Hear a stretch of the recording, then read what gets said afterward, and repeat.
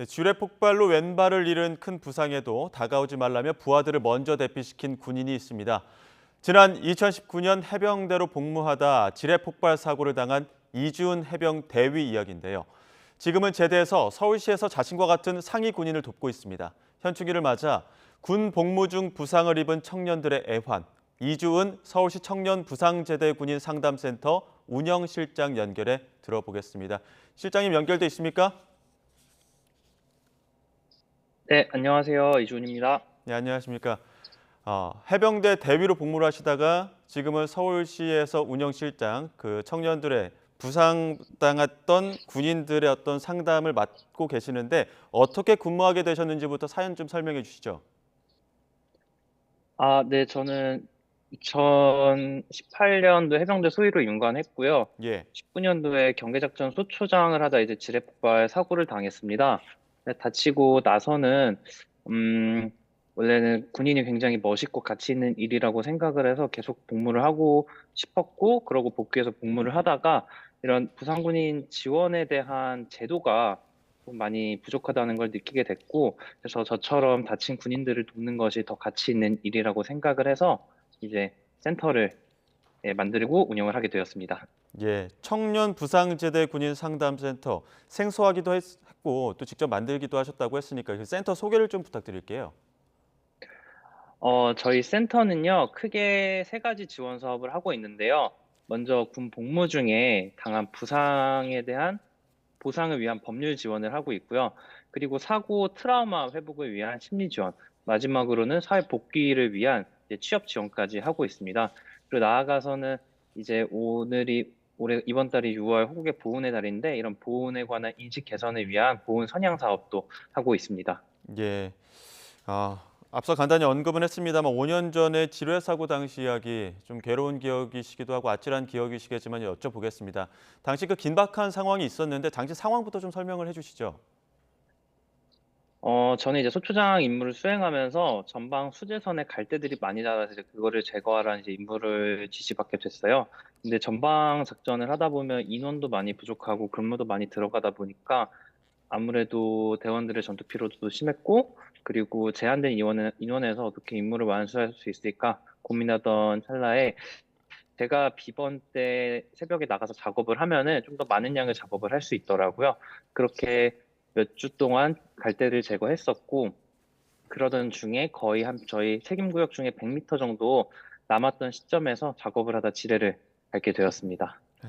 지뢰를 그 딱 밟았을 때 그때 그 당시의 느낌이라고 해야 될까요? 그때 기억은 생생하십니까? 네, 지금도 당연히 잊지 못할 정도로 당시의 그런 냄새, 소리 감각 다 너무나 생생합니다. 예, 당시에 이제 소대원 한 명을 데리고 이제 예초 작업을 하고 계셨던 거 아닙니까? 제초 작업을 하고 계셨던 거 아닙니까? 그때 딱 네. 사고가 딱 나고 나서 그 소대원은 어떻게 또 반응을 하던가요? 제가 밟고 처음에 이제 영화에 나오는 것처럼 귀에서 이명 소리도 들리고 시야도 블랙아웃되고 그러더라고요. 예. 그러고 이제 왼발을 확인했더니 이제 날아간 발을 받고 지뢰구나 판단을 했습니다. 그때 이제 부대원이 저를 구하려고 이제 들어오려고 했는데, 일단은 주변에 다른 지뢰가 있을 수도 있다는 위험도 있었고, 마침 저희 부소초장이 그쪽 시설물 점검 마치면서 이렇게 지나가고 있었어요. 그래서 대원한테는 빨리 부소초장한테 가서 보고하라고 지시를 하고, 저는 일단은 이 위험지대에서 벗어나야겠다는 생각을 해가지고, 제가 작업을 해왔던 길은 굉장히 촘촘하게 밟았기 때문에 그 길로 다시 나가야 된다는 생각을 했습니다. 그래서 그 길로 다시 나올 수 있었습니다. 예. 눈앞이 까매지고 이명이 들릴 정도로 어떻게 보면 경황이 없을 텐데도 혹시라도 또 같이 또 부대원이 지뢰를 밟을까 오지 말라고 그렇게 판단을 또 하셨던 건데 그 이후에 그 트라우마 같은 것도 좀 있을 것 같거든요. 이후에 어떤 트라우마 같은 건 없으셨습니까? 처음엔 괜찮다고 생각했는데 병원에서 이제 퇴원을 하고 다친 상태, 그 장애를 얻은 상태로 사회로 복귀를 하고 부대로 복귀를 하다 보니까 현실적인 벽에 부딪히게 되더라고요. 그때 예. 이제 심적으로 좀 힘들었는데, 그러면서 저도 정신과 치료를 받았고, 나중에는 이제 보훈병원의 PTSD 클리닉을 1년 넘게 받았습니다. 그러면서 트라우마를 또 잘 극복할 수 있었습니다. 예. 그렇게 어떻게 보면은 이제 뭐 심적으로나 어떤 육체적으로 회복한 뒤에 군 복무를 조금 더 이어가셨었는데 군복무를 하시다가 제대를 결정하신 이유가 있습니까? 저는 원래 단기로 전역을 하려고 했는데요. 예, 다치고 나서 일단은 군에 너무 고마웠어요. 저 다쳤다고 해병대에서 너무나 적극적으로 지원을 해주셨고, 그리고 제 대원들도 저 다친 거를 너무나 안타까워하면서 빨리 소총이 복귀하시라 그렇게 편지를 써줬었어요. 근데 예, 그걸 보면서 빨리 제 대원들 곁으로 복귀하고 예, 싶다라는 생각을 가지고 복귀를 했고, 그래서 계속 군 복무를 하기로 결심을 했는데요. 다친 상태로 복귀를 하다 보니까 제도적으로 많이 부족하더라고요. 예, 이미 막 뭐 몇십 년 전에 만들어진 규정이 그대로 이제 적용받고 있다 보니까 현실과 좀 맞지 않는 규정들이 보였고, 제가 군인으로서 계속 복무하는 것도 너무나 멋지고 가치 있는 일이지만 제가 더 잘할 수 있는 일은 저처럼 다친 군인들을 지원하는 일이라고 생각을 했고, 그러한 일은 전역을 해야 할 수 있다고 생각을 했습니다. 그래서 전역을 하고 지금처럼 부상 군인들을 돕는 일을 하고 있습니다. 예. 그렇게 지금 부상 군인들을 도울 수 있었던 것도 어떤 계기가 필요할 텐데 서울시에서는 어떻게 일하게 되신 겁니까?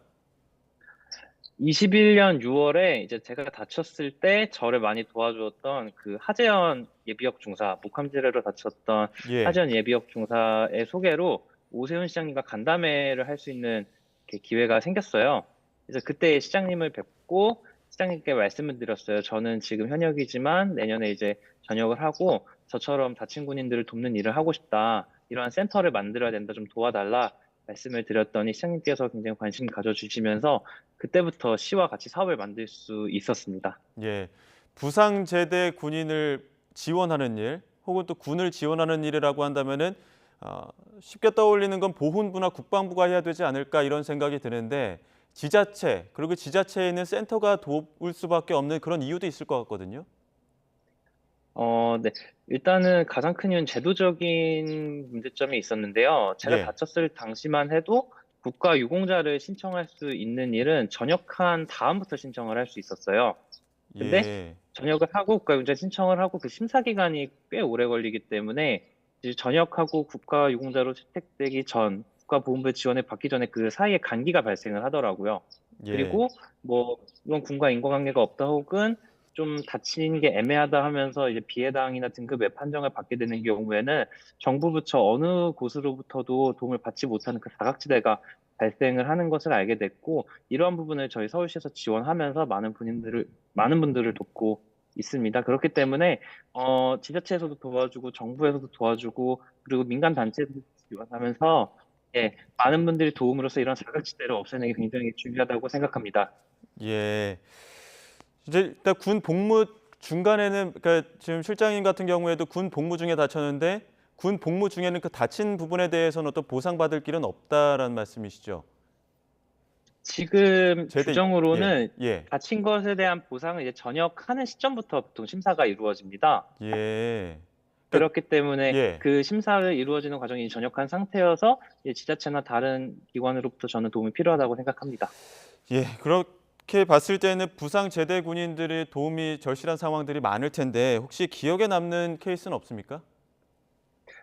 어, 일단은 제가 현역 때부터 이렇게 도와드렸던 외상당하신 분들 많이 기억에 남고요. 예, 그리고 뭐 희귀 질환으로 이렇게 발병하셔서 힘드신 분들이 되게 기억에 많이 남아요. 그분들은 어떻게 보면 저 같은 절단 장애보다 더 힘들게 매일 약도 복용하고 이런 보행의 지장도 굉장히 큰데 그런 힘든 상황 속에서도 용기를 잃지 않고 굉장히 긍정적으로 살아가시더라고요. 오히려 그런 분들을 보면서 제가 도움을 받았고요.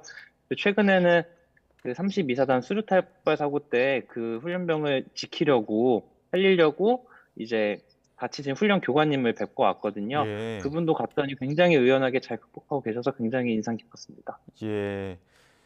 희귀 질환 같은 경우에는 그 어떤 질환을 입증하는 데도 참 어려움이 많을 것 같고요.